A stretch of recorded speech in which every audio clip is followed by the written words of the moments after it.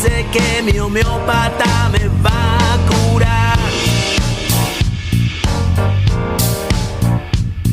Mi astrólogo me dice que mi homeópata me va a curar. Vaya, hemos cambiado la sintonía por hoy de la sección de ciencia, de Esto es Ciencia, de Juanjo de la Iglesia, y creo que es bastante oportuna la letra que luce esta canción. ¿Qué tal, Juanjo? ¿Cómo estás? Pues encantado. Pues esta es la canción que pueden escuchar dentro de una obra que quiero recomendar, que se está representando estos días en Madrid.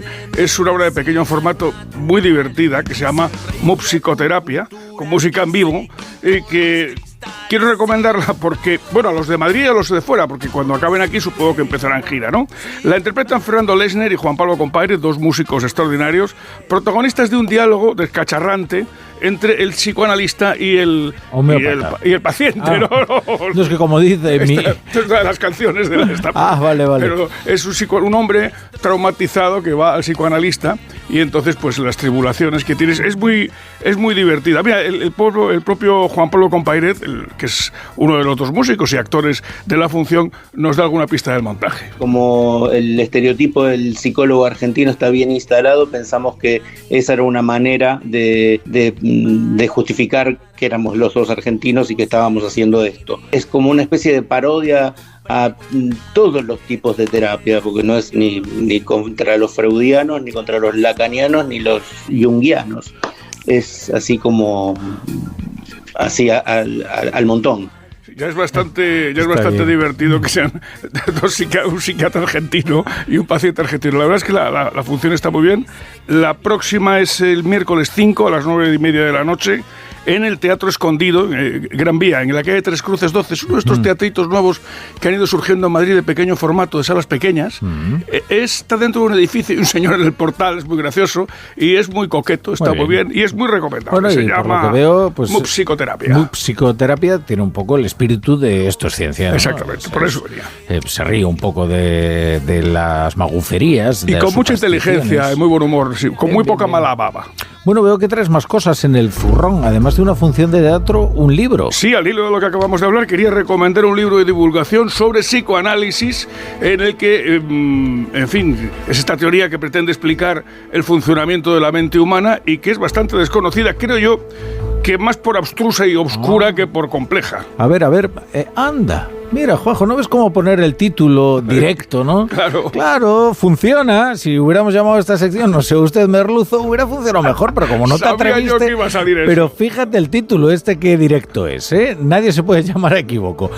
El psicoanálisis, vaya timo. Sí, pues muy bien. Ese es uno de los títulos de la colección Vaya Timo, que publica Editorial La de Tolly. Está escrito por Carlos Santamaría y Extensión Fumero. Tiene ya años, pero sigue en el catálogo de la editorial y es una obra excelente de divulgación para comprender en qué consiste esta presunta terapia.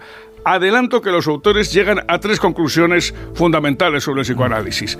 No es una teoría científica, no es útil como conocimiento psicológico y lo más importante quizá, o muy importante, el psicoanálisis puede ser peligroso. Encontramos además aquí a un viejo conocido de todo este tipo de actividades, el efecto placebo o algo que se le parece mucho. Nos lo explica uno de los autores del libro, el doctor en psicología, Carlos Santamaría. Puede tener un efecto liberador como el relacionado con cualquiera que cuenta sus problemas a otro y ve que el otro le escucha. A ese otro, en el caso del psicoanalista, el cliente o el paciente le atribuye un saber especial, ¿no? Y entonces esa atribución, esa mera atribución, pues es algo, digamos, similar a un efecto placebo en que tú te sientes que tus problemas están siendo tratados, ¿no? El efecto del mero tratamiento. Oye, ¿y por qué puede ser peligroso el psicoanálisis?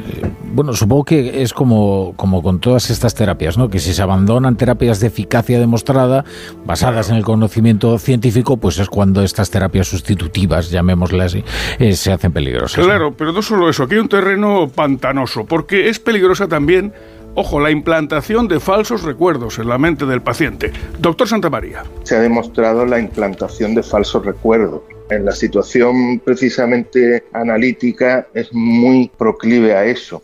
La memoria humana no es un mero almacén de cosas, sino que cada vez que rememoramos algo lo alteramos. Todos alteramos recuerdos. Es muy fácil, que se puede hacer incluso en experimentos sencillos de laboratorio, implantarle a alguien un recuerdo de que ha leído una palabra que realmente no estaba en una lista de palabras, ¿no? Ha habido casos ya más graves que tienen que ver con recuerdos sobre abusos infantiles, que después se han demostrado falsos, y ha habido gente incluso que ha ido a la cárcel por abusar de sus hijos, por ejemplo, cuando eso no había sucedido y se había propiciado en una situación de psicoanálisis. Eso está muy estudiado, es verdad, el falso recuerdo, y puede llegar a ser un recuerdo muy vívido. Sí. Además, yo creo que es una cosa que hemos experimentado todos. Él me ponía un ejemplo a mí.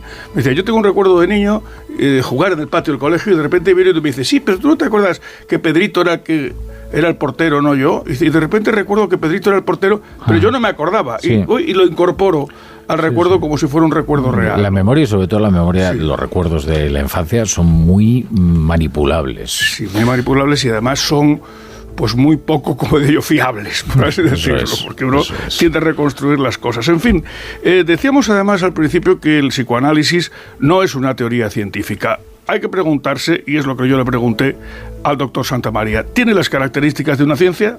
No, la respuesta yo creo que es claramente que no, porque para que una teoría sea científica tiene al menos que establecer un conjunto de observaciones que alguien podría hacer para decir, bueno, esto sucede o no sucede. Es decir, si yo quiero comprobar una teoría de la física, pues puede haber unas observaciones que me digan si esa teoría, cuándo sería falsa, es decir, cuando esa teoría no concordaría con la realidad. Si yo digo que los cuerpos se atraen, por ejemplo, la teoría de Newton, y luego resulta que no, que demuestro, hay una serie de observaciones muy claras, si no se atrajeran, si las cosas no se nos cayeran al suelo, sería falsa la teoría. Claro, el psicoanálisis, que si te fijas, está lleno de afirmaciones extraordinarias. Sí. Que si los niños están enamorados de su madre a los 5 años, que si las niñas tienen envidia de pene, y así una lista inacabable de cosas verdaderamente extraordinarias que son imposibles de demostrar que existen. Pero es que también es imposible de demostrar lo contrario, y aquí está el por qué el psicoanálisis no es una ciencia, porque no hay un mecanismo que permita establecer en qué condiciones eso es verdad o no. Es como demostrar la existencia de Dios. Es imposible demostrar la inexistencia del Dios de los cristianos y de Manitú. Pero claro, una ciencia no es una religión. Entonces, claro, no basta con que no se pueda demostrar que eso es mentira. Hay que demostrar que eso es verdad, y en qué casos hacer previsiones, lo que decía él. Claro, tú no puedes cubrir la falta de pruebas o la ausencia de pruebas con fe, ¿no? Que pues eso en la ciencia no funciona, o no debe funcionar así. Lo que funciona es la evidencia. Claro, y necesita unos mecanismos que permitan comprobar que lo que se dice es cierto, o por el contrario, que no se cumplen las predicciones, lo que decía el doctor hace un momento. Si de repente tienes una cosa y no se cae, dices, algo va mal en la teoría de Newton, si no te cae al suelo, ¿no? O de repente viéramos una órbita cuadrada de un planeta, que en vez de reescribir un redondel, dice, uy, aquí alguien ha calculado mal lo que es la gravitación universal. En fin. Otra cosa es que el desahogo de contar tu vida no pueda ser algo que alivie, que puede ser, ¿sabes? Lo decía, más o menos lo decía el doctor al principio, no exactamente eso, pero naturalmente. Claro. Dar la turra siempre ha sido... O sea, tener a alguien que aparentemente te escucha, claro, bueno, pues siempre puede ser algo terapéutico, llamémosle así, ¿no? Sí. Pero bueno, que es lo mismo contárselo a su señora, a su señor o a un amigo. Claro, sí. O alguien que en realidad no esté empeñado, o como diría yo, empeñado en buscar cosas que a lo mejor no existen. Claro. Es decir, no, es que si a ti tú vas al médico y dices, yo de pequeño no estaba enamorado de mi madre, y te dicen, no, sí, lo que pasa es que lo tiene usted reprimido. Entonces es imposible demostrar que eso no es verdad. Dios mío. Es complicado. En fin, el requisito que decía que como decía Bunge, de que la ciencia tiene que ser falsable, o sea, que tiene que haber un mecanismo en el que se pueda demostrar que es mentiras, si se deben las circunstancias, no se cumple en psicoanálisis, que tiene todas las características, no de una ciencia, sino de una pseudociencia. Carlos Santamaría. Yo creo que es una pseudociencia, sobre todo porque se hace pasar por ciencia. Una novela sobre trastornos mentales no es una pseudociencia, porque no pretende serlo. El psicoanálisis sí utiliza, aunque muchos psicoanalistas muy convencidos del psicoanálisis consideran que no es una ciencia, pero que es un acercamiento al conocimiento de la psique humana, ¿no? Pero que para ser pseudociencia